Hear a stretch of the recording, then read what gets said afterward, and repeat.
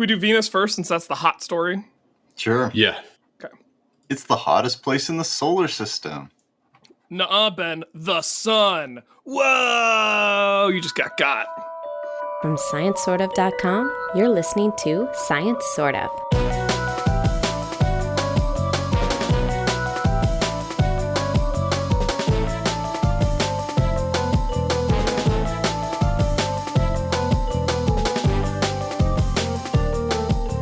Hello, welcome to Science Sort of. This is episode 328. Our theme this episode is Redox Violations. I am your host, Ryan, and joining me to talk about things that are science, things that are sort of science, and things that wish they were science. Returning from out of the mountains, it's Ben Tibbett. Hello, everybody. How's it going? It's going terribly. I was asking the listener, Ryan. Oh, I'm answering for them. I'm just going to assume. Okay. And emerging from the haze of the West Coast, it's Charlie Barnhart. Pleasure to be here. And yeah, my air quality, I think, is sub 50 now, which is still horrible for Bellingham, but pretty good for... What color is the sky? The sky is white with lenticular clouds and blue peeping through in between. Nice. And if you were to go to the next planet over and look up, what color would the sky be then? Brilliant white. It really is it white from the surface of Venus? Oh, from the surface? Dingy yellow, green, brown. Yeah. But if you were standing on the surface of Venus and looking up into the clouds in the moments before your death, you might perceive phosphine, which has been the hot news item. Phosphine was detected in the atmosphere of Venus.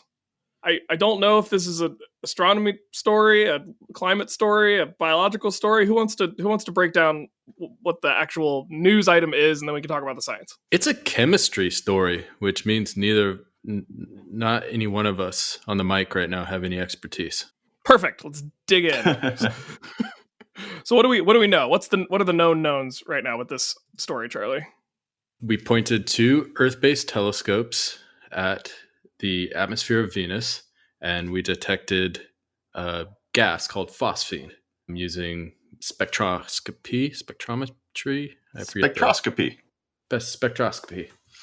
And that, we'll get into that later. That may be one reason that could be a false detection. But we detected this, and when I say we, some scientists at MIT detected this gas, and it's very curious because phosphine, which is simply one phosphorus and three little hydrogen atoms attached to it in a three-legged stool-like shape, is very, very reduced, meaning that it loves oxygen. It really wants to share its electrons. And there's plenty of oxidative chemicals on Venus, and so its presence is very curious.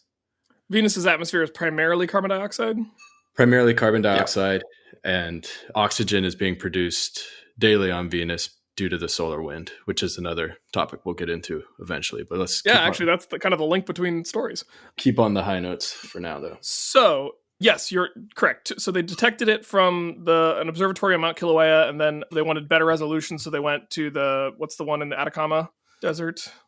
It's ALMA, the Atacama Large Millimeter Array in Chile. Yeah, those arrays are cool because essentially you can take a bunch of individual telescopes, and if you all point them at the same thing, you have like a much larger effective resolution, which is really neat. It's a neat little optics trick. Yeah. And that's how we actually imaged that black hole 2 years ago. Right. They used the entire planet as an array.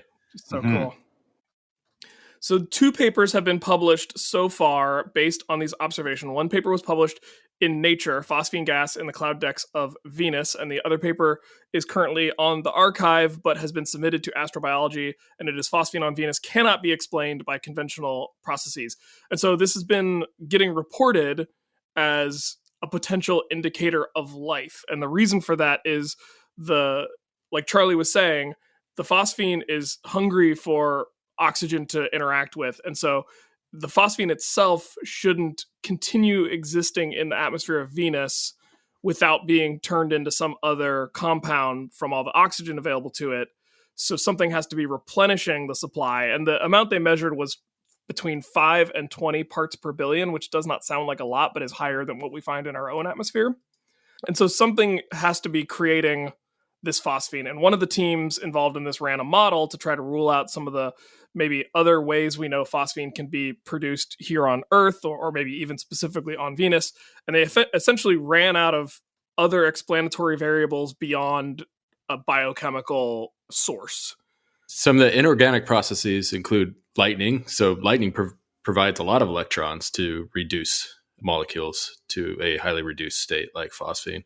There can also be various anoxic processes that happen deep in the crust of planets, or deep in the lower atmosphere of very, very atmospherically dense planets like Jupiter, where you can have certain anaerobic processes that inorganically produce phosphine. But the rates at which either lightning generated phosphine or deep crustal phosphine production that could occur on Venus are much, much lower than the rate in which it would be destroyed in the atmosphere. So there's something producing this phosphine at a rate faster than it could be destroyed that can be explained through inorganic processes. And what's interesting that is we know of. This story came out just a few months after a bunch of speculation that Venus might actually have a lot more active volcanic activity than we thought. So that was one thought I had reading these papers, was like, well, we are still clearly learning a lot about what could be happening on the surface of Venus, just because it's a very hard planet to observe. And our knowledge of organic phosphine production is very limited and recent as well. I think there's only been a few papers that came out in the 90s and one in the year 2000 about phosphine production through bacteria reactions, and it happens in sewer sludge. And so it's not a precursor that you would find on Venus, I don't think. Yeah, and what's crazy, so the article I read, I thought kind of had a weird bias in it. I read a couple articles, but the one I'm referencing the most is the New York Times article, "Life on Venus, Astronomers See Signal in Its Clouds." Contributors were Sharon Stirone, Kenneth Chang, and Dennis Overby. I guess I should say the first authors of these papers, but these papers are the kind where they have lots and lots of authors. So the first author of the Nature paper is Jane S. Greaves, and the first author of the astrobiology paper is William Baines. And I thought there was a weird bit of bias because there was like this idea of, oh, well, we've overlooked Venus. And I feel like you don't have to go back that far in astronomy and also in science fiction, where the idea of life under the clouds that we couldn't see through was seen as a realistic possibility. And it's only when we started dropping probes through the clouds and realized what a hellscape it is that we were kind of like, maybe not so much. Yeah, so the Americans dropped Mariner, and then back in the 70s, and then the Soviet Union dropped, I think, 3 probes onto Venus starting in the very late 60s, and then throughout the 70s, maybe 1 in the 80s. And with each subsequent probe, the dream of life on Venus became more nightmarish. Yeah, the Venera probes. That's what they're called. Venera probes, yeah. Oh, Venera. Which is just Russian for Venus. Sense. We can't use the word Venerian anymore because it's too close to venereal. Well, yeah, no, we have to. Venerian is so much prettier than Venetian to me. Yeah, I think we got to reclaim venereal. I mean, they're only called venereal diseases because they're the diseases of love. Or Cytherean, Aphrodite. There you go. So we'll figure this out linguistically somehow, but I'm pro venereals as the organisms that live on the planet Venus. Even if they're asexual, which would be even better. Wouldn't that be just perfect if they were asexual venereals? Well, you got to love yourself first. So the surface temperatures, so not only is the surface pressure of Venus is at 90 bars, and it's got hydrogen or sulfuric acid, hydrogen sulfides. The temperatures, what are they? I think like 600 to 800 K. Somebody looked that up. Fahrenheit, not K. Fahrenheit. 6 to 800 K would actually would be pretty cold. Yeah, they're high enough to melt lead, tin, and antimony, which is components of these space probes. And the atmospheric pressure, you said it's 90 times atmosphere. So that's the equivalent of being about 3,000 feet underwater. Right. So that's a lot. Yep. So those are tough conditions. And I guess what I had never conceptualized is obviously as you get higher up into the atmosphere of Venus, the pressure is going to get lower and the temperature is going to get lower. And so there is a point off the surface of Venus about 31 miles up where the temperature is can get as low as 86 degrees, and the pressure is about similar to 1 atmosphere of pressure on Earth. Yeah, so Ryan's alluding to these so-called habitable zones. Astrobiologists, we only have one data point, right? Earth, where we've actually found biology among the stars. And so we have this very Terra-centric, Earth-centric view on how life could possibly exist elsewhere. And so we try to find places that basically are at standard temperature and pressure. And these would be places within the universe that could have water in all 3 stages, all 3 phases, I should say, gas, liquid, and ice. And that's the first thing we look for. So we want temperatures around 273 Kelvin. And then we want pressures that allow the 3 phases of water to kind of commingle.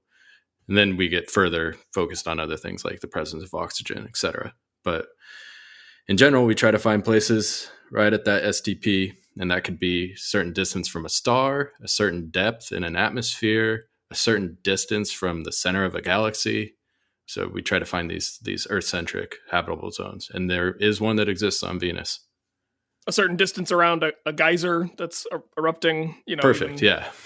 Like, I mean, because I always have to go back to black smokers in my mind, just because I think about like those as they are a ecosystem that exists completely cut off from the sun, other than the detritus that rains down above that they have no way of knowing is originally sourced from a solar based food chain, which is just wild to me. And there's that really cool movie Snowpiercer, which has many different... Oh, you like Snowpiercer? I love it. It's many Jesse's obsessed with Snowpiercer. He won't stop talking about it. Different philosophical... I'm sure that's why Jesse's obsessed with it, because there's several different like philosophical Gedanken experiments you can play with in that movie. And one of those is that they have to continually speed this train right at the terminator of Earth. Now, the terminator of any planet is that point between day and night, that twilight. And so there's this band of twilight that continues to sweep across the planet as the planet rotates. And so there's these terminators on both Venus and Mercury that could be potential habitable zones too, where you just kind of stay right at that point. But if your train stops moving, or whatever your airship on Venus stops moving, then you're going to either be plunged into cold or heat. Oh, I should point out that Joe Bat-Winnis was excited to talk about the story too. And he said that we could go ahead and talk about it without him, as long as we mention that the best way to go find these microbes would be a blimp or airship in the clouds of Venus. So nice. He is pro Venusian or venereal airship. And I'm talking about staying at the terminator high up in the atmosphere. If you're down on the surface, you're going to cook no matter where you are. Wouldn't it actually be pretty easy to make an airship work on Venus because the atmosphere is so dense? Yeah. The atmosphere on Venus is crazy. Like, doesn't Venus rotates very slowly. Very slowly. Yeah, it goes around. A day on Venus is almost a year. It revolves, like once in orbit. A little. It's not tidally locked, but it's pretty slow. It's on the way to being tidally locked. But the atmosphere on Venus, as a result, maybe goes real fast. Like I think the temperature on Venus is about the same on the surface, regardless of whether you are, because something like the atmosphere circulates at least once a day. Once an Earth day. Oh, so it's like Hadley zones are really active. If it does have Hadley zones. Hadley zones are areas of the Earth's atmosphere where you have prevailing winds, and so like the westerlies and easterlies in the Atlantic that sailors took advantage of. They're like circulating cells of our atmosphere. I'm not sure. The only thing I know is a factoid I shout at my first year astronomy students. Well, but that's the thing to point out about the surface of Venus. Like the surface of Mercury on the side facing the sun is hot because it's getting all of the solar incidents hitting it. The surface of Venus is hot because the entire planet is wrapped in a blanket of carbon dioxide. Yep. So if there's too much carbon dioxide in an atmosphere, it makes things hotter. Just throwing that out there. So why is Venus have so much carbon dioxide? Well, I think the thinking, at least when I was first learning about these ideas of the whole, like, why is Mars cold and why is Venus too hot and why are we Goldilocks, is because of a lack of very active plate tectonics, you're not getting enough silicate turnover to have a active enough silicate weathering cycle to scrub the runaway CO2 out of the atmosphere. Mm-hmm. Yeah. But if there actually are volcanoes on Venus, then maybe there's some wiggle room in that thinking. But I mean, the volcanoes on Venus literally is the past couple of months, that being an idea that people are taking seriously. So I don't know if that's an explanation here. Yeah, or if it's a confounding factor here. There's like an interplay between tectonic plates, the existence of liquid water, and that's a good point too. Yeah, liquid water is a pretty good CO2 scrub, and the presence of geodynamo.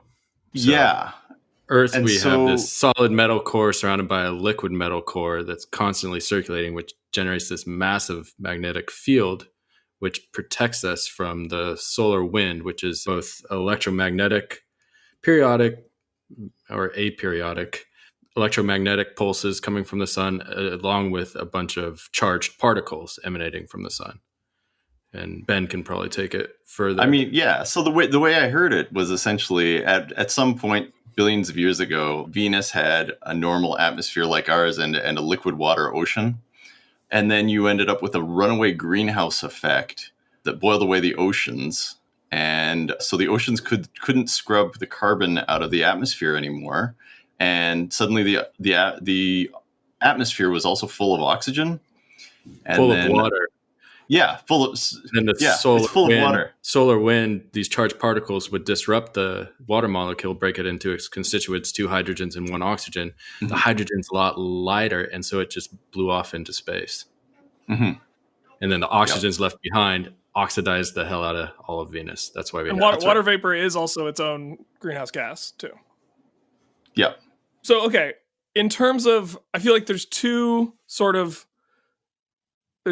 key paths scientifically, academically that the story could take from here. And then there's sort of the exploration path, which is its own kind of third rail because it involves a lot of money.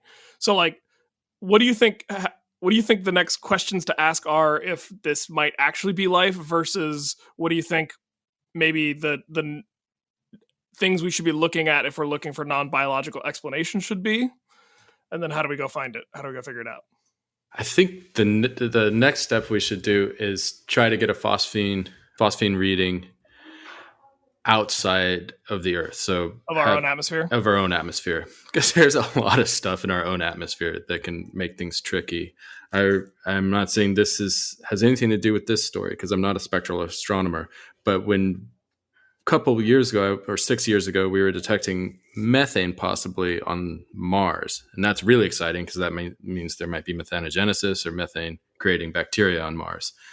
That being said, there's all observed from Earth-based observatories, and it had this seasonal component to it.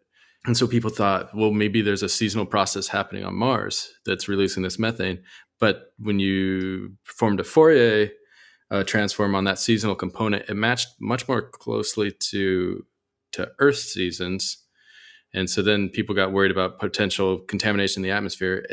But then a further analysis, it seemed to correlate with whether or not Earth and Mars were approaching each other or retreating from each other based on their orbital paths. Oh, so was it like a redshift, blue shift thing? And so people are worried it might be a redshift, blue shift detection of methane in our own atmosphere. Huh.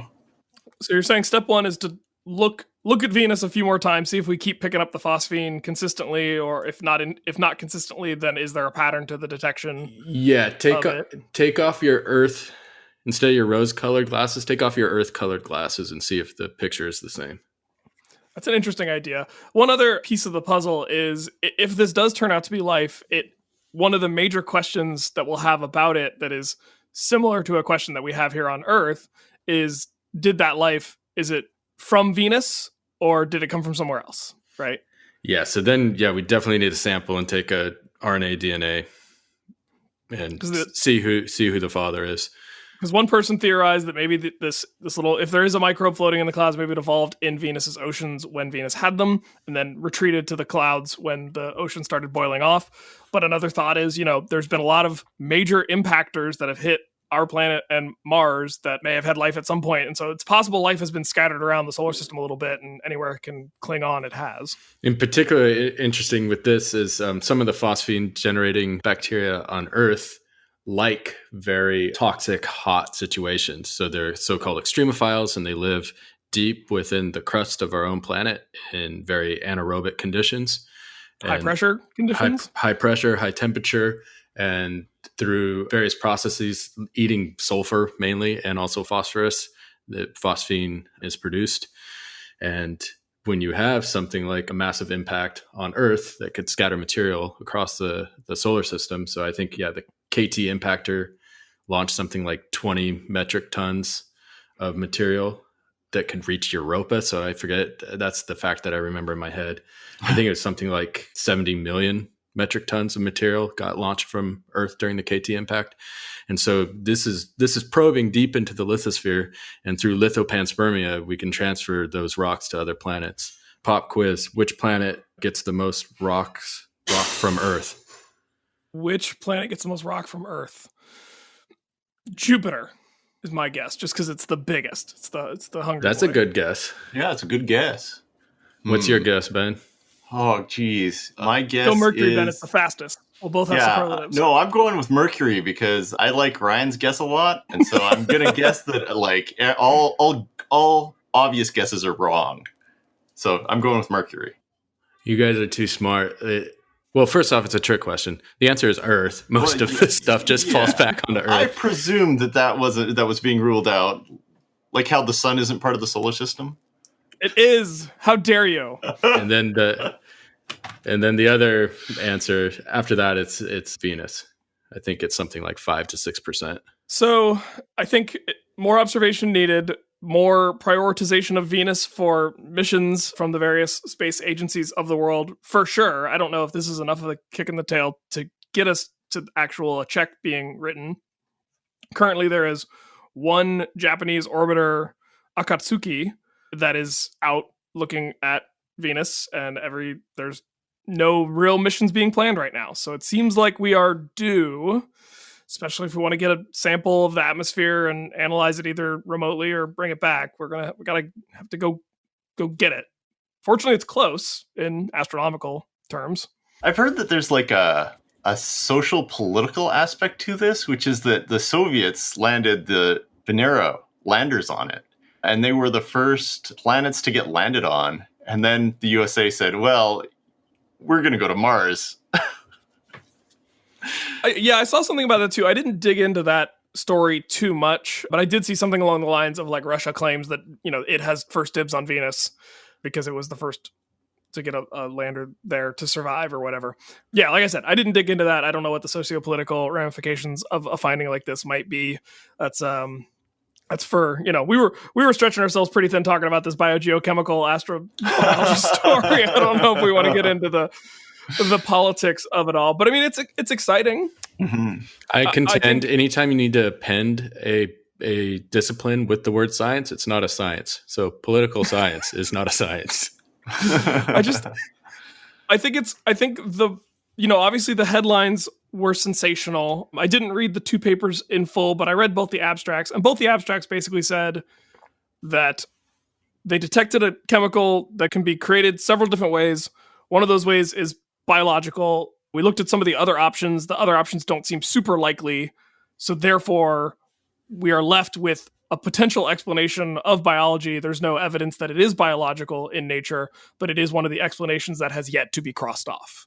So I think they couched it reasonably well, and then obviously the news media is gonna run amok. Right. Yeah, I think it's super exciting. It definitely doesn't belong there, and so anytime something like that happens, anytime something doesn't belong in nature, that gets scientists excited because they're like, right, why?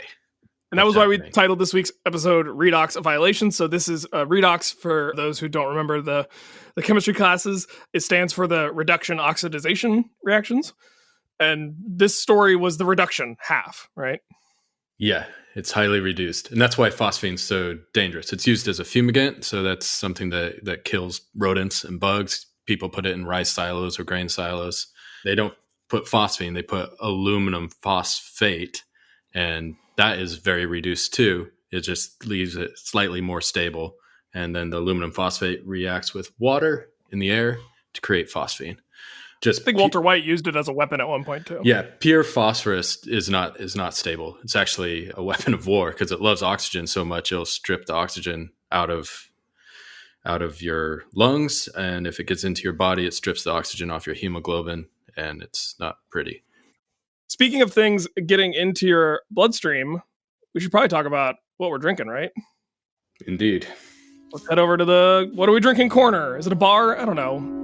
Watering hole? Watering hole. Let's head over to what are we drinking watering hole. We'll see you over there.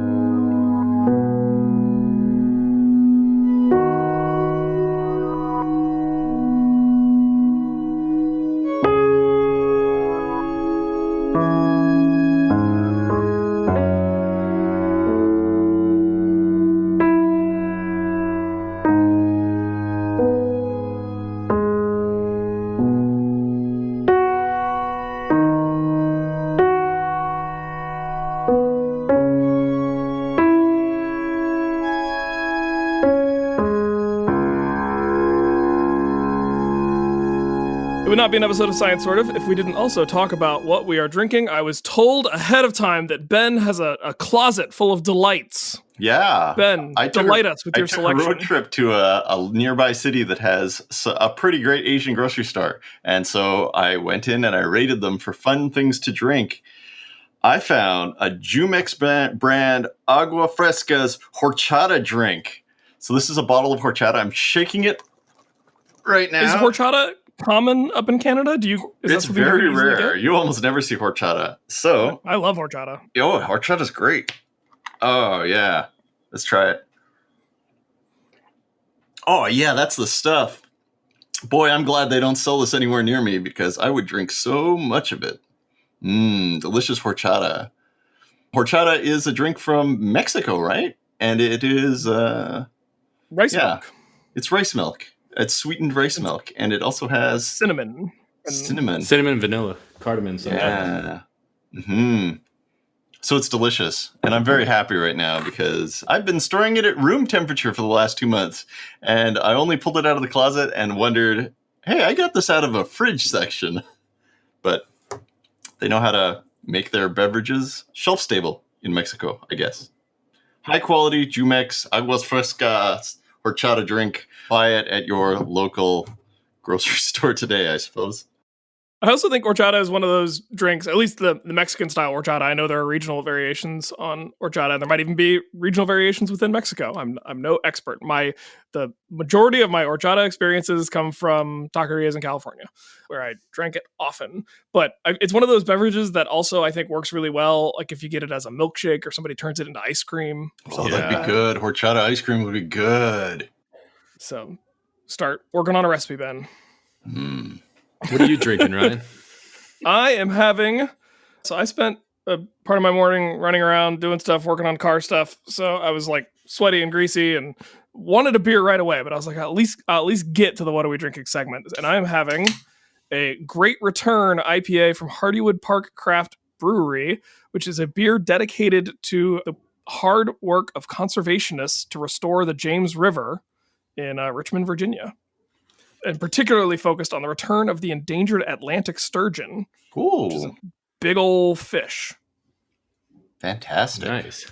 And so it's got a little sturgeon on the can. The beer inside tastes pretty good.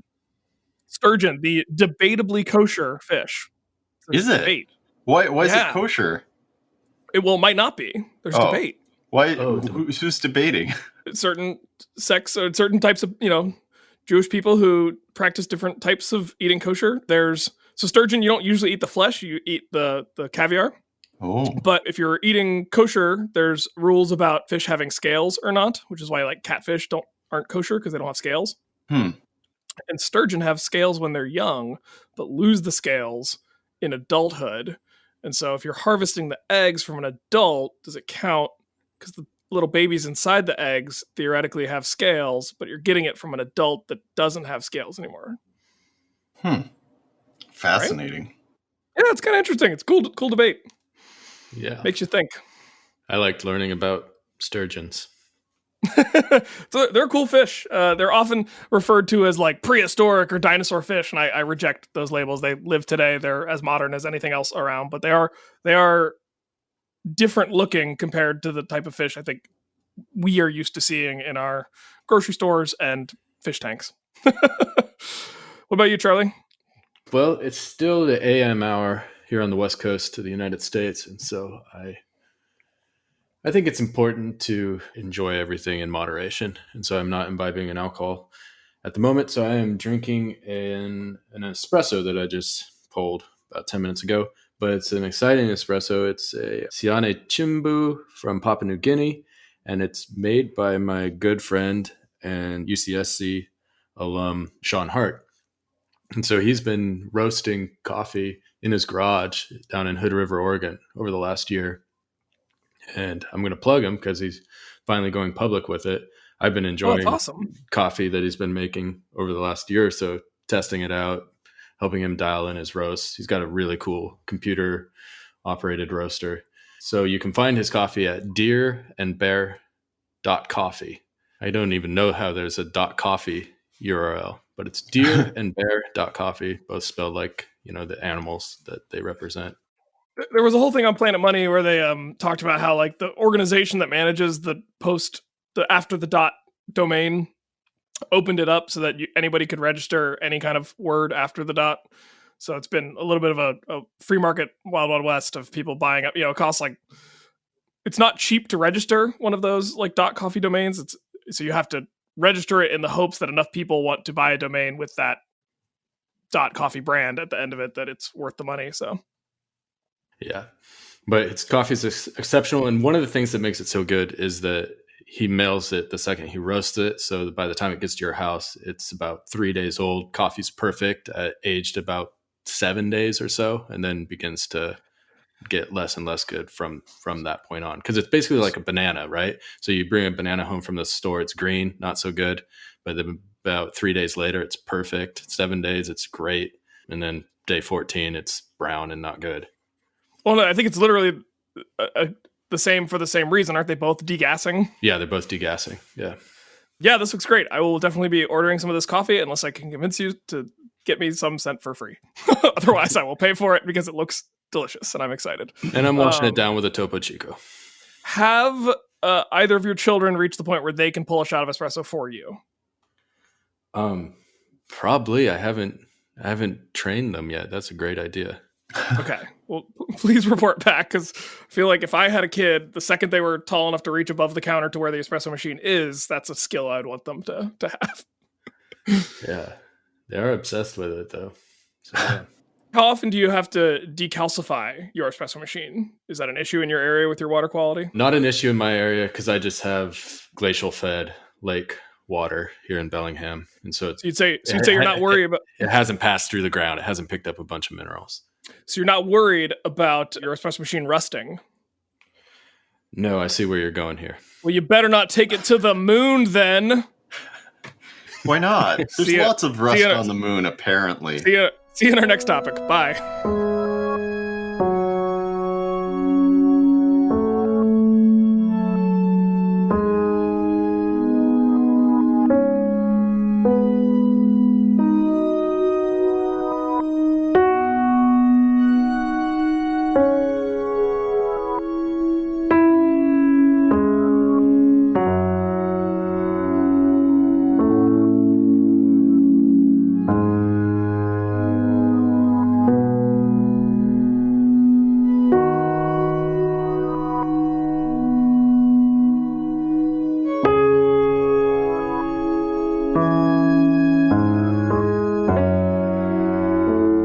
Does hematite mean blood rock? Sure does, Ben. We're going to talk about that now because our final story. I was going to bring that up while we talked about it. It's very metal, right? It's both metal and metal. So for our second story, we are talking about a bizarre discovery. This is the headline of ScienceAlert.com. A story written by Michelle Starr. Bizarre discovery reveals the moon is rusting, even without liquid water and oxygen. So for the second half of our redox violations, first we had a redox, a reduced chemical where it shouldn't have existed. Now we have an oxygenated mineral where it should not be existing. Tell us what's going on, Ben. Okay, so there's hematite on the moon. Anyway, so the Indian Space Research Organization sent up an orbiter to the moon, the Chandrayaan-1. And on it, there's something called the Moon Mineralogy Mapper, which was designed by NASA. And Shuai Lee from the University of Hawaii has used the data, analyzed the data, and discovered that the moon has rusty rocks on it. A rock called hematite, which means blood rock. I guess. So hematite is iron Yeah, like oxide. so for like hemoglobin, Yeah. right? And then tite, is a common suffix for a type of rock. Right. So yeah, it's oxidized iron.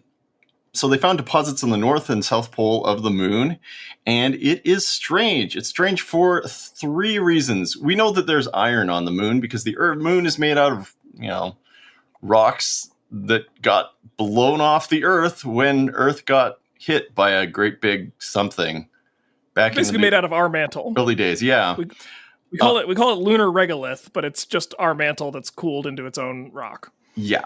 So, yeah, really fun. There should be iron up on the moon, but why would it rust? So on Earth, this chemical reaction forms. You need water and you need oxygen.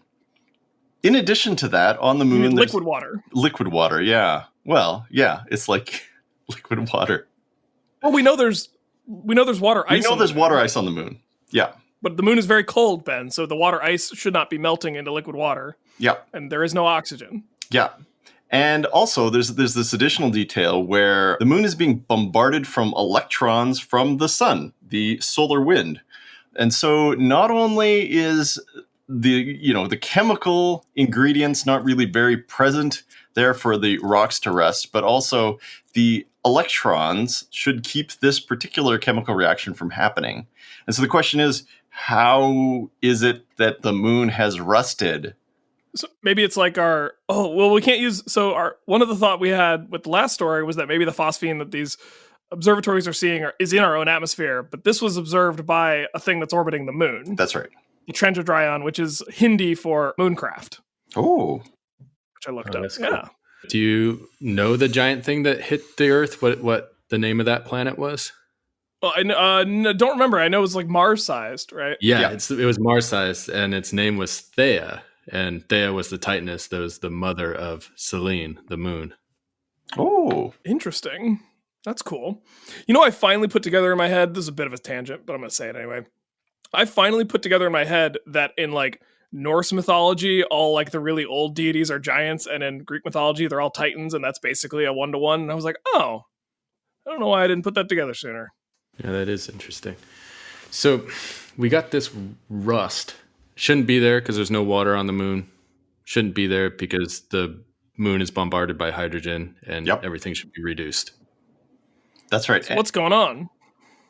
So yeah, what is going on? So there is a hypothetical explanation for how this is happening, and it has to do with the Earth, and it's delightful. The Earth has a magnetic field. So we, on the surface of the Earth, do not get bombarded by the solar wind the way the surface of the moon does because of our magnetic field. Now, when we draw the magnetic field of the Earth, we usually draw it kind of round-shaped, circular-shaped around the Earth. When you're teaching kids about magnets and why compasses point north, you usually draw it kind of spherical. But it's not really. And the reason it's not on the very large scale is the solar wind is deforming it. So the solar wind kind of shapes it kind of like, I don't know, maybe a comet tail. It's kind of teardrop shaped. Teardroppy, yeah. And it's huge. The magnetotail, the pointy part of the teardrop goes well past the moon's orbit. And so once a month, the moon passes through this magnetotail. And so once a month, the moon is not bombarded by electrons from the sun, and also prone to getting the parts of Earth's atmosphere that do get hit by the solar wind can get blown back along the lines in the magnetotail. And so the magnetotail it's an opportunity for the moon to get bombarded with oxygen atoms and also not solar radiation. So if I understand this correctly, it's this solar wind is like it almost, the depictions of it on NASA's website, it almost looks like the Earth is trying to like push through this really like overwhelming force, right? And it's like being blown back, its magnetosphere is like being blown back against this really strong wind. And what you're saying is when the moon lines up behind Earth, so Earth kind of acts as a shield from the solar wind directly, the solar wind is still powerful enough that it's like scraping parts of our atmosphere off and flinging them down these magnetic field lines, and some of them are hitting the moon. That's right. That's the picture. That's wild. Yeah. Yeah, instead of being hit with like a dry desert wind, it's now being hit with drops of our sweat. That's so what you're saying, Charlie, is that the moon was tailgating me too closely on the interstate, and I turned on my wiper blades. Exactly. Once they started drafting, I was like, nope, I don't want you that close. Wiper blades on. That's a good analogy. Thanks. I was happy I came up with that. So what do you think of that potential explanation? Does it seem plausible? Sure. Are there parts of this observation that aren't explained by this? We'd have to dive into it more. Like yes, it seems plausible from a chemical standpoint, but from a kinetics standpoint, I guess we still don't know what is the rate of oxygen deposition on the moon. Right. So we know once a month that the moon is maybe getting some oxygen and is shielded from the solar wind, but where's the water coming from? Oh, the water's coming from lunar regolith deposits of water. There's actually a really interesting But those are frozen. bit of data here that is helping us convince it, which is that, so the moon is tidally locked around the Earth. The moon's rotating as it goes around the Earth, and we're always facing the same side of the moon. So the side of the moon that faces the Earth has a larger concentration of hematite than the dark side of the moon. Dark, by dark, I mean, in terms of astronauts, the other side of the moon, the side of the moon we don't face. And that's consistent with the source of oxygen that's causing the hematite being originating from Earth. Okay, so you're saying that because there's more hematite on the side of the moon that's facing us, that supports this idea that the oxygen is blowing off of Earth and hitting the moon on its side that's facing us. Yeah. Less of it is hitting around the back. I'm still not sure where the liquid water is coming from that is needed to oxidize the iron into hematite. Now, liquid water in this case plays the role of, let's see, it's been a long time since grade 12 chemistry. Is liquid water a catalyst for the rusting reaction? Do you guys know? That's a good question. So I'm trying to remember back to my planetary science days. There was a few studies that came out in the late aughts about liquid water on Mars. I'm unable to recall the authors or anything like that, but I remember there's two different ages of ice found, and I don't know how they're exactly dated. I think probably through crater age dating, but there's these very ancient deposits that were detected, and it was detected by neutrons, right? So neutrons are passing through planets and things all the time, but they get absorbed by hydrogen because it's got the same atomic weight. And so if something has hydrogen, you won't detect as many neutrons. And so water has two hydrogens, and so the neutron count goes down when we're looking at ice deposits. And so there's these older ice deposits based on crater age dating and younger ice deposits. The older stuff was thought to have originated the same way we got our water here on Earth, through comet bombardment during the late heavy bombardment period of the formation of our solar system, or towards the end of the formation of our solar system. The newer stuff is actually thought to be implanted by solar wind. So just hydrogen protons striking the moon and reacting with oxygen that may be present in the lithosphere and forming water. And it only resides in places that are permanently shadowed by the sun. And so the solar wind can hit it, but the sunlight doesn't hit it. And so there's one famous crater, Shackleton crater, and it's on the South Pole. It has these, because it's on the South Pole, that has different parts near the rim that never, ever see sunlight. And so the solar wind reacts with oxygen there and create these ice deposits. And so one thing they were saying is that maybe the kinetics of the impactor were enough to turn the water ice liquid long enough for this sort of reaction to happen. I guess, is the moon still getting impacted all the time, regularly? Not that often? Okay. Yeah, definitely. I mean, it also sounds like I was reading up a little bit, and it seems like it might be possible that you could get iron to rust just in the presence of oxygen, but I think having the hydrogen there helps. So I think that's the role of the water bend, is to provide some hydrogen. Yeah. Okay. Yeah. I thought this was a pretty cool story. It has been published, we should say, in Science Advances, Widespread Hematite at High Latitudes of the Moon. First author, as Ben said earlier, was Shua Li. Yeah, really cool observation, really cool potential explanation, and maybe not as media wow factor as life in the atmosphere of Venus, but I still think it's really cool that we're still learning this much about our own moon. Absolutely. Yeah, the idea that the Earth is bombarding the moon with atoms from our atmosphere is gorgeous and fantastic. Yeah. We think of these planets as being, these little pockets of space that have no communication with one another. But the more we look into these things, we were talking about solar wind for both of these, lithopanspermia for both of these stories, and so there's a lot of sharing that's going on in our solar system.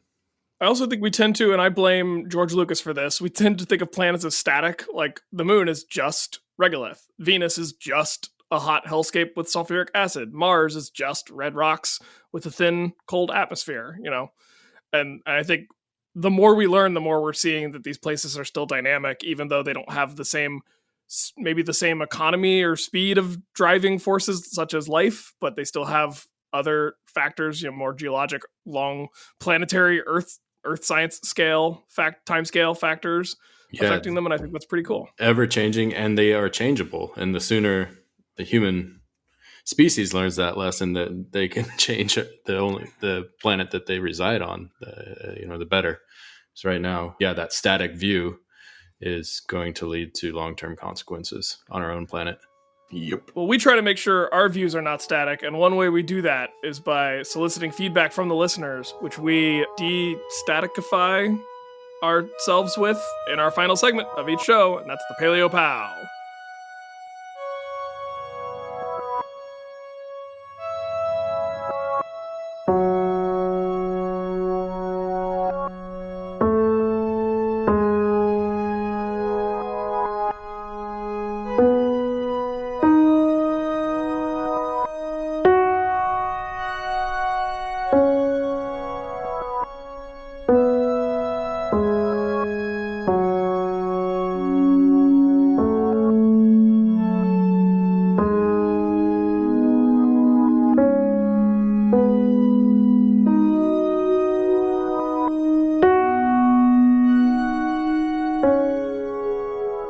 PaleoPOWs is a segment of the show where we tackle feedback from the listeners sent in to us through a variety of avenues. I'm going to go first with a very quick one. Rocky LaDuque, fantastic name, reposted one of our older episodes, episode 77, Terrorism and Pterosaurs, to his SoundCloud page. So I'm learning a lot of things. I'm learning that back in the day, Charlie, we used to talk about terrorism, apparently.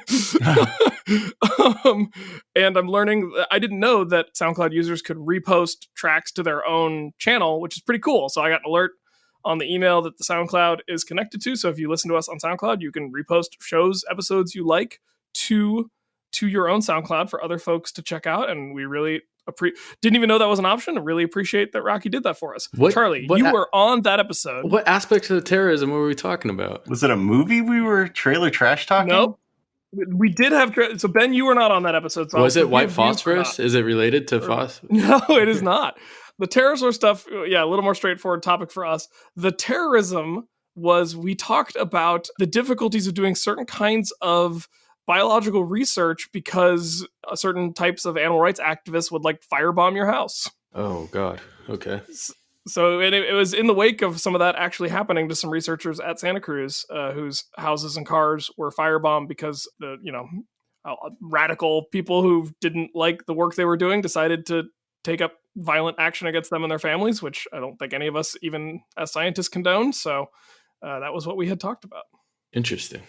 So that was what we talked about that episode. I recorded that one from New Orleans with my buddy Justin, Charlie.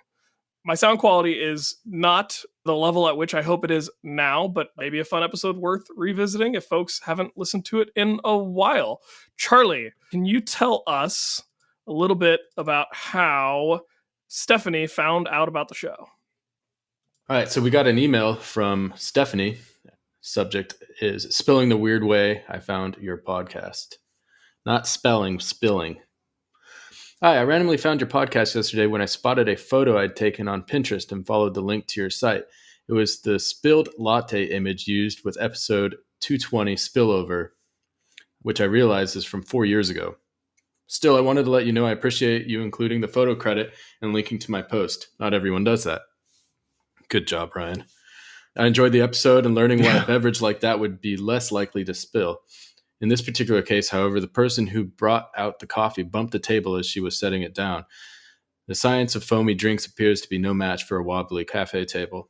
Anyway, I subscribed, and I'm looking forward to checking out more recent episodes. Thanks, Stephanie, from the Travelcraft Journal. So I thought that was really cool. Yeah, that's why you should always cite your sources, because your sources will be flattered. Yeah, and it's also just the right thing to do. And we weren't always good about it in the early days. Podcasting was a newer art form when we began doing it. So I have tried to grow our doing things in a responsible way in that sense. And so I'm very glad to hear that it was appreciated. Also, coffee. One serendipitous aspect of moving from a R1 university to an R2 university is I lament the fact that the library system isn't as good, but the nice thing is now I actually have to email authors of papers that I'm unable to get through my own libraries, and they're always stoked that I'm interested in reading their paper, and they send me a copy. And now, that's smart. Now I get a personal relationship with the author of the paper that I'm reading. Also, it is weird. Like Stephanie makes a good point. Lots of cafes, not that I've been to one in many months, have wobbly tables. You would think if you were in the cafe industry, non-wobbly tables would be critical to the success of your business. Yeah, and people always fold coasters and make the table non-wobbly, but then the tables get rearranged for cleaning every night, and then they're wobbly again. Is it a matter of like entropy? Like a table will be wobbly, but if it has little screw feet to adjust the, wobbliness, then over time those screw feet will kind of unscrew and get out of, flatness. And then the more it wobbles, the more it gets out of flatness.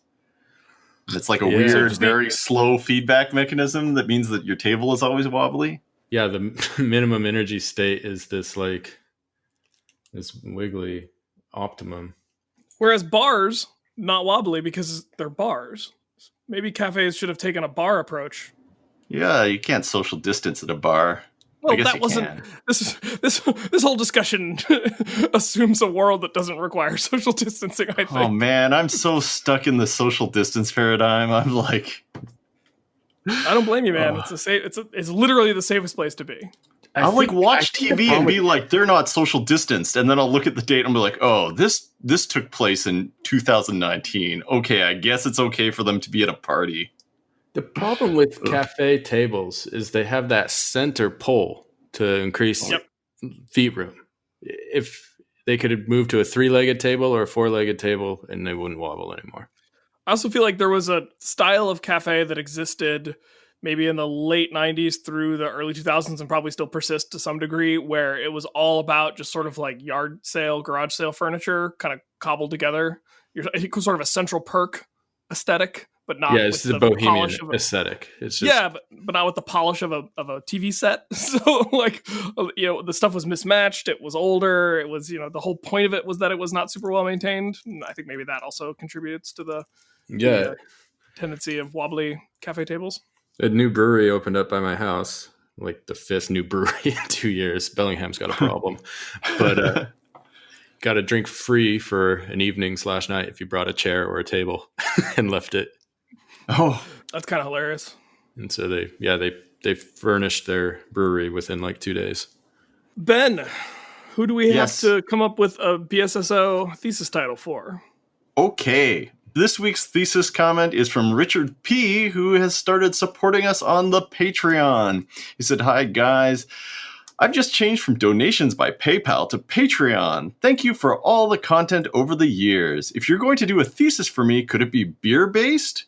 Random request, I know, but I'm a home brewer. Thanks again, Richard." All right, Richard, thank you for your support. Been a super long-time supporter of the show, was a long-time recurring PayPal donor, and then has now swapped over to the Patreon, which means he's bribed our for-profit university and now deserves a BSso thesis around the themes of venereal life, rusty moons, and beer. Well, what is the fermentation reaction? It's definitely a redox reaction, but I don't know which one is which. Isn't it anaerobic? Yeast? They produce carbon dioxide, so they must need oxygen. Huh. Right? They're fungus, Ben. They're a fungus among us. Let's think. We can do this. Do you want to premise that we're trying to simulate Venus's atmosphere by making beer? Trying to simulate Venus's atmosphere by making beer. Maybe. So fermentation, some bugs. Eat sugar and and make oxygen CO2. and make CO2 and ethanol. Maybe has Richard worked up a beer recipe that can scrub the rust off of a moon rock? Or has Richard discovered that whatever microbial life lives in the atmosphere of Venus, it would work as a brewing yeast? Phosphinated brewing. Although phosphine is super toxic. I guess ethanol is technically toxic, as is carbon dioxide if you were to just breathe it straight. What if Richard is able to model the atmospheric life on Venus using the yeast in the solution of the fermenter? And because the atmosphere on Venus is so thick, it's essentially like a fermenting beer. And then as the yeast die and settle out, he's able to come up with a equation that is using the carbon dioxide produced. He's able to model the phosphine produced by the microbial life in the Venusian atmosphere. So like a density analog thing. Yeah, I think so.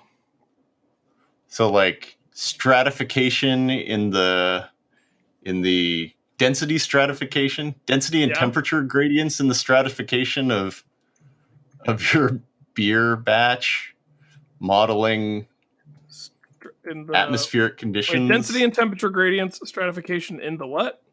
In the what do you call those beer vats? Fermenter. Vats? Fermenter. Is there a more scientific name for fermenter? I mean, for beer? Well, I was going to use S. cerevisiae for the brewer's yeast. Make it sound sciencey that way.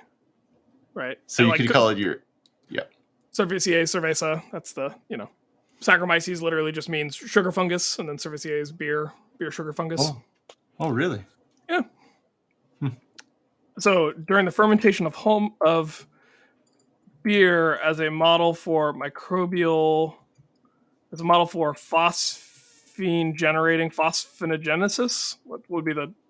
Phosphinogenesis. Sure, that sounds good. For I think phosphine-generating microbial life is cleaner. You should call it an analog model. Okay, yep, as an analog model, I like that. Okay, typing. For phosphinogenesis. And then, so right now we have density and temperature gradient stratification of S. cerevisiae during the fermentation of beer as an analog for phosphine-generating microbial life in the atmosphere of Venus. That's pretty good. That's the most coherent thesis topic we've come up when I've been on the show. We didn't really address the moon stuff, so I'm just trying to think very quickly if there's something else we can just add a little button. How about random underdeveloped simulation test for Rust? Density and temperature gradient stratification of S. cerevisiae during fermentation of beer as an analog model for phosphine-generating microbial life in the atmosphere of Venus. Nice. Charlie, do we get the imperial thumbs up or thumbs down? I thought it was wonderful. Masterfully done. I like the Rust inclusion. we want it doctorally done, not masterfully done. I tend to think of thesis for a master's and dissertation for a doctorate, but I also tend to think of our degrees as honors theses for a Bachelor of Science, sort of. A BSso. Oh, okay. I see. I've thought this through to a stupid degree, Ben. Yeah. No comment. Well, thank you so much for your support, Richard. Hope you enjoy your thesis. If not, we've never had anybody come back and say that was terrible. So maybe someday soon somebody will completely reject their thesis and demand a new project to work on, and we'll have to come up with a protocol to deal with that as a completely for-profit university. Thanks for joining me, guys. Hooray. This was fun. It was very fun. Ben, what do you got going on? Any new episodes of Ti-Fi coming down the pike soon? We recorded a live episode of Ti-Fi back before the COVID came be out. Careful. What? Yeah, we were in Seattle stay away too. From your listeners. Yeah, well, I haven't released it yet. You crossed the border into this country? Stay in Canada. What are you doing? This is before we realized how foolish our actions were. But it was at the AAAS conference in Seattle. So we have to release that. Awesome. And then no new episodes because the world has gotten very depressing in the last 8 months, and I'm pretty depressed. Accelerating rate as well. Yeah, that's right. Yeah, well, I hope you're hanging in there, Ben. I'm very excited to hear your live episode. I imagine that'll be just lots of fun. Make sure to promote that on the social medias when you have it ready, and we will share it around our Science Sort of social media links as well. Will do. Yeah, Charlie, you already made your plug for coffee. What was it again? The link? deerandbear.coffee.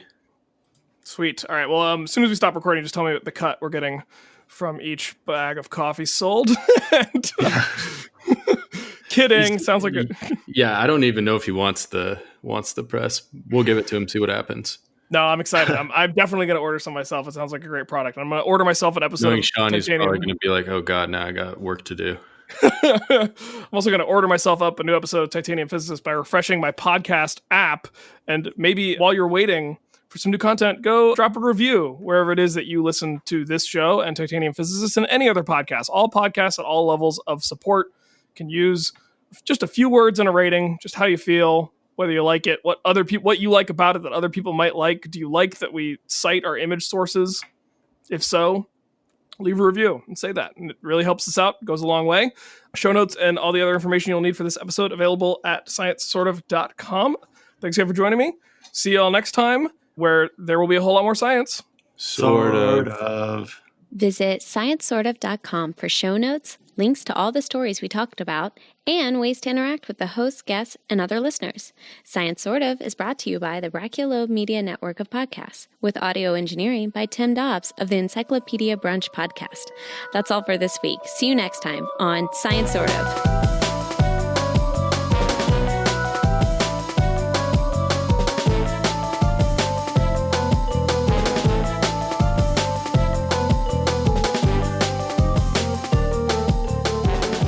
Yeah, Charlie was maintaining two conversations simultaneously where the third parties couldn't hear each other. I feel like that's the verbal equivalent of being able to write with both your left and right hand simultaneously. Yeah, different things too. Yeah, you're Da Vinci-esque, Charlie. I've always said that. Yes, indeed. Yeah, well, it's his beard, his magnificent beard. Charlie's beard isn't that magnificent relative to Da Vinci's, if magnificence is a function of size. Yeah, I could grow a pretty good beard, but I don't know. It gets itchy after a while.